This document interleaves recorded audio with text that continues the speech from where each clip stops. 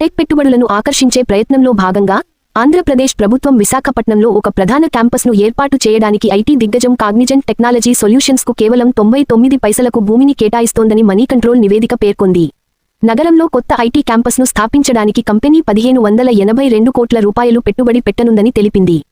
ఈ ప్రాజెక్టులో కాగ్నిజెంట్ 1582 కోట్ల రూపాయలు పెట్టుబడి పెట్టనుంది. ఇది రాబోయే 8 సంవత్సరాలలో 8000 ఉద్యోగాలను సృష్టిస్తుందని అంచనా వేస్తున్నట్లు నివేదిక పేర్కొంది. గురువారం ముఖ్యమంత్రి ఎన్ చంద్రబాబు నాయుడు అధ్యక్షతన జరిగిన రాష్ట్ర పెట్టుబడి ప్రోత్సాహక బోర్డు SIPB సమావేశం VMRDA కింద కాపులుప్పాడ వద్ద 21.31 ఎకరాల భూమిని కోరుతున్న కాగ్నిజెంట్ ప్రతిపాదనను ఆమోదించింది. రాష్ట్ర ప్రభుత్వం ఎకరానికి కేవలం 99 పైసల నామమాత్రపు ధరకు కాగ్నిజెంట్కు భూమిని కేటాయిస్తుంది.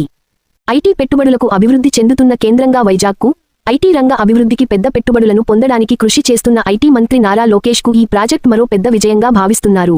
వాణిజ్య కార్యకలాపాల ప్రారంభించడానికి కాగ్నిజెంట్ మార్చి 2029ని గడువుగా నిర్ణయించింది.